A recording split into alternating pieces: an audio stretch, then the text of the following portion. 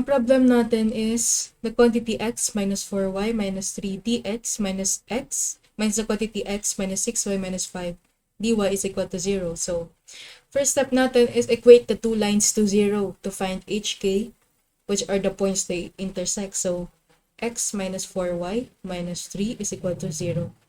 And negative, itong negative distribute natin sa variable sa loob. So, magiging negative x minus negative 6y, so positive.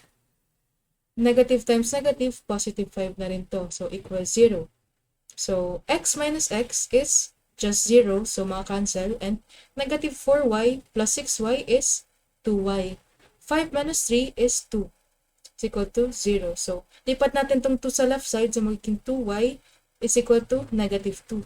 And y will be negative 1. So, yan na rin yung k natin. Substitute natin yung nakuha nating y sa x minus 4y minus 3 is equal to 0. Y is negative 1. So, x minus 4 times negative 1 minus 3 is equal to 0. So, magiging positive 2 plus 4 minus 3x equals 0. So, x plus 1 is equal to 0. Lipat natin to sa left side, ay sa right side. So, magiging x is equal to negative 1 is equal to h. So, nakuha na natin yung h and k. Substitute na natin siya. Substitute the values of the given formula, itong dalawa. So, magiging x is equal to x prime plus h, y is equal to y prime plus k. Yan.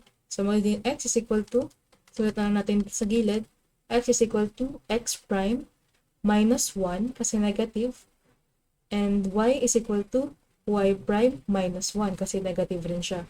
So, nakuha na natin yung h and k natin. So, dx is equal to dx prime and dy is equal to dy prime. Next is solve and simplify to get a homogeneous equation. So, substitute natin tong apat na to, magiging x prime minus 1 minus the 4 times the quantity y prime minus 1 minus 3 dx prime minus x is x prime minus 1 minus 6 times the quantity y prime minus 1 minus 5 dy prime is equal to 0.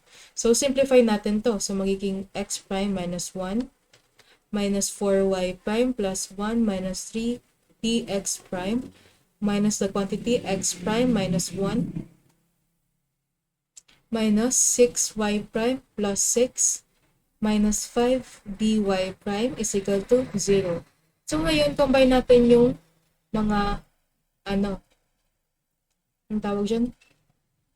May mali dito. So, negative 4y prime, negative times negative, positive 4 dapat to. Mali. Positive 4. Check natin. Okay, tama na. So, combine natin yung mga constant. So, negative 1 minus 3 is negative 4. Plus 4 is 0. So, cancel natin to. Next is negative 1. Plus 6 is negative 5. Minus 5 is 0. So, yan. Cancel na rin to. Kasi 0 lang naman. So, copy natin yung tira. So, x prime minus 4y prime dx prime minus the quantity x prime minus 6y prime dy prime is equal to 0. So, ngayon, next step natin is apply solving rules in homogeneous equation involving y prime is equal to vx prime or x prime is equal to vy prime. So, pili tayo. Ang piliin na lang natin is x prime is equal to vy prime. So, dx prime is equal to v dy prime plus y prime dv.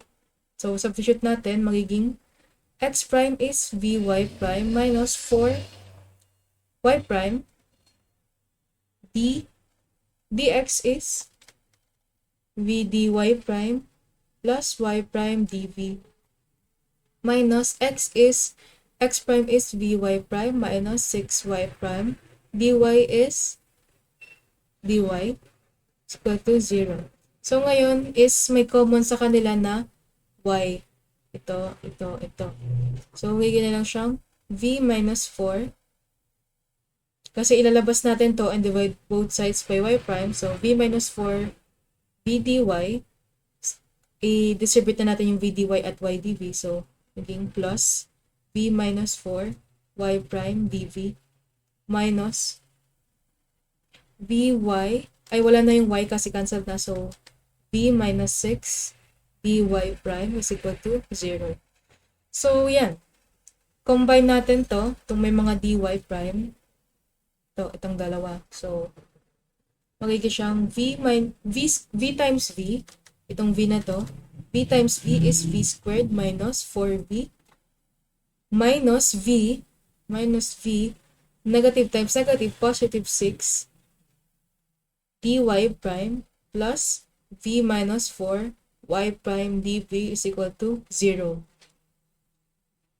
So, ngayon, isi-combine na natin. So, magiging v squared, negative 4v minus v is negative 5v plus 6 dy prime plus v minus 4 y prime dv is equal to 0. So, ngayon is step 4. Separate the variables and integrate. So, separate na natin. Magiging dy prime all over y prime plus v minus 4 dv all over v squared minus 5v. Taas natin. V squared minus 5v plus 6 is equal to 0. So, ano na natin siya? Since separate na natin, integrate na natin siya. Delete ko lang to and ilipad ko lang ito sa as. So, yan. Integrate na natin both sides.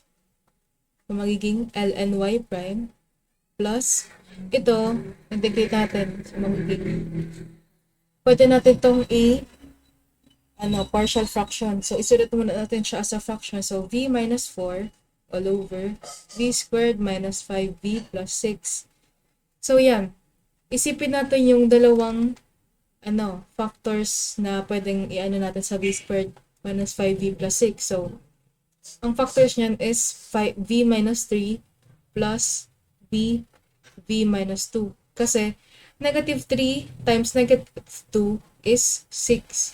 And negative 3 plus negative 2 is negative 5. So, tama siya. So, multiply na natin both sides by v squared minus 5v plus 6. Magiging v minus 4 is equal to a times v minus 2 plus b times v minus 3.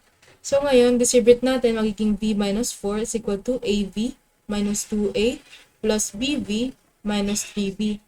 So, combine natin itong av, a plus bv. So, a plus b, v minus 2a minus 3b. So, alam natin na v is 1. So, a plus b is equal to 1. And negative 2a minus 3b equal siya sa constant which is negative 4. So, yan. Dito natin siya isolve. So, magiging siyang a plus b is equal to 1. Negative 2a. Tumutipay tuloy natin tong equation na to sa 2. So, magiging 2a plus 2b is equal to 2. So, minus 3b is equal to negative 4. So, yan. Cancel to. Magiging negative 3b plus 2b is negative b. Negative 4 plus 2 is negative 2. So, b is equal to 2. Next is, palitan na natin to. Magiging na siyang 2. Kunin na natin yung value ng a. So, a plus b equals 1. So, a plus b equals 1. So, b is 2 is equal to 1, a. So, therefore, a is equal to 1 minus 2 is equal to negative 1. So, ito magiging na siyang negative 1. So, yan. Integrate na natin. Negative, this will be negative ln v minus 3. And plus 2, kasi yung constant na 2, ln v minus 2 and c. Pero since lahat may ln dito, magiging na siyang ln c para mas makombine natin siya.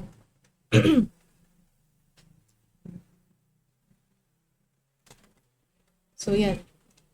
Palitan na natin yung mga v factors ng x over y kasi from this one, v is equal to x prime over y prime. So, ln y prime minus ln v is x prime over y prime minus 3 plus 2 ln x prime over y prime minus 2 is equal to ln c. Itong coefficients na 2, itong coefficient na 2, squared na natin siya. So, i-combine na natin to. So, magiging ln y prime, ito muna yung idagdag natin. So, magiging y prime over, siya yung denominator, x prime minus 2y prime. And since may squared, distribute na natin yung squared dito. So, ito din magiging squared. Tapos, since minus to, magiging itong divide by. So, reciprocal natin yung reciprocal nito, magiging y prime over x prime minus 3y prime. And, yun na. So, combine natin L and C. Y prime times y prime is y prime squared divided by y prime squared sa denominator, magiging na lang siyang 1. So, cancel na natin to. And, ang tira na lang is ln x prime minus 2y prime squared over x prime minus 3y prime is equal to ln c. So, yan. Maka-cancel to kasi may ln. So, magiging na lang. Erase na muna natin to kasi wala na palang space. Lipat natin to sa taas. So, magiging na siyang x prime minus 2y prime squared is equal to, multiply natin to both sides para makancel yung denominator. Di malilipat na siya dito. So, x prime minus 3y prime. So, ngayon is, substitute na natin yung x prime and y prime. Itong dalawa. Makukuha natin siya dyan sa dalawa. So, x prime is equal to x plus 1 and y prime is equal to y plus 1. So, x prime is x plus 1 minus 2 times the quantity y prime is y plus 1 squared is equal to c. X prime is x plus 1 minus 3 y plus 1. So, yan. Distribute muna natin. So, x plus 1 minus 2y minus 2 squared is equal to c times x plus 1 minus 3y minus 3. So, combine na natin yung constant. So, plus 1 minus 2 is negative 1. So, copy natin itong x minus 2y squared is equal to c times x minus 3y. Positive 1 minus 3 is negative 2. So, yan. Final answer natin is the quantity x minus 2y minus 1 squared is equal to the quantity c, the c times the quantity x minus 3y minus 2. So, yan na yung final answer natin.